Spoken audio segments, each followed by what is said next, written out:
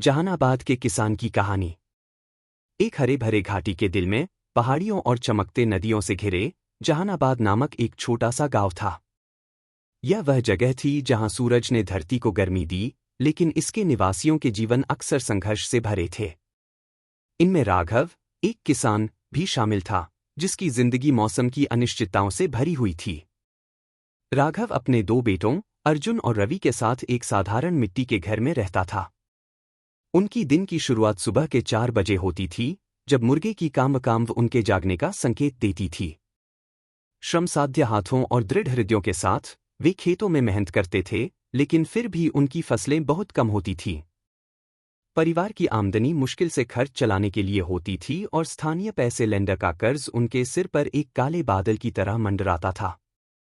हर शाम जब वे अपने छोटे लकड़ी के मेज पर अपने सादे भोजन के लिए इकट्ठा होते, राघव अपने बेटों की आंखों में झांकता। एक दिन सब कुछ बदल जाएगा, वह कहता, एक आशा भरी वादा।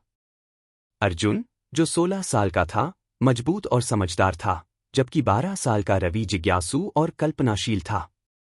वे अक्सर एक बेहतर भविष्य के सपने देखते, दूर देशों और समृद्ध खेतों की कहानियों में खो जाते।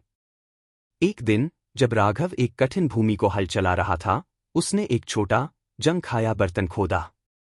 जिज्ञासु होकर उसने मिट्टी को साफ किया और पाया कि यह प्राचीन सिक्कों से भरा था। उसके दिल की धड़कन तेज हो गई, यह उस अवसर का प्रतीक था जिसकी उसे लंबे समय से तलाश थी। उसने इन सिक्कों को विलासिता पर खर्च करने के बजाय समझदारी से निवेश करने का निर्णय लिया। उसने बेहतर बीज और उपकरण खरीदे, एक ऐसा अवसर जो उसके भविष्य को बदल सकता था। नई उम्मीद के साथ राघव और उसके बेटों ने मेहनत करना शुरू किया। उन्होंने नई फसलें बोईं और उन तकनीकों का प्रयोग किया जो उन्होंने व्यापारियों से सीखी थी। गांव ने धीरे धीरे राघव के खेतों में हो रहे बदलावों को देखना शुरू किया। हरी डंठलें अब वहां थीं जहां पहले बंजर भूमि थी। उस साल की फसल बहुत अच्छी रही और राघव की मेहनत का फल देने लगा। जैसे जैसे मौसम बदला, राघव की किस्मत भी। उसने बाजार में अपने अधिशेष की बिक्री की, जिससे वह अपने कर्ज चुका सका। गांव वाले उसकी मेहनत की कहानियां सुनने लगे और उसकी सराहना करने लगे। राघव अब पहले जैसा संघर्षशील किसान नहीं रहा, वह जहानाबाद का आशा का प्रतीक बन चुका था। समृद्धि के साथ उसे लौटाने का अवसर मिला। राघव ने एक छोटे से सहकारी समूह की स्थापना की, अपने पड़ोसियों को वही तकनीकें सिखाने के लिए जिन्होंने उसकी भूमि को पुनर्जीवित किया था।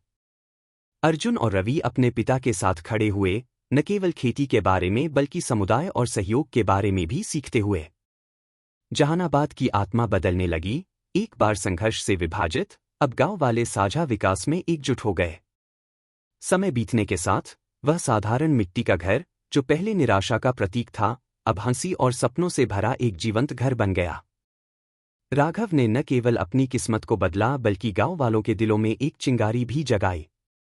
जहानाबाद, जो कभी संघर्ष का स्थान था, अब एक सहयोगी और सफल समुदाय बन गया था। एक उज्ज्वल सुबह राघव अपने खेतों के किनारे खड़ा था, जो अब हर रंग की फसल से भरे हुए थे। अर्जुन ने अधिक जिम्मेदारियां संभाल ली थीं, जबकि रवि ने गांव के स्कूल के लिए एक बागवानी परियोजना शुरू की थी। राघव को गर्व का अनुभव हो रहा था, उसने अपने बेटों को जिम्मेदार युवा बना देखा, जो मेहनत और उदारता के मूल्यों से प्रभावित थे। जब वे उस शाम भोजन के लिए इकट्ठा हुए, राघव ने अपने बेटों को देखा। तुम दोनों ने मेरे सपनों को सच कर दिया, उसने कहा, उसकी आवाज भावनाओं से भरी हुई थी।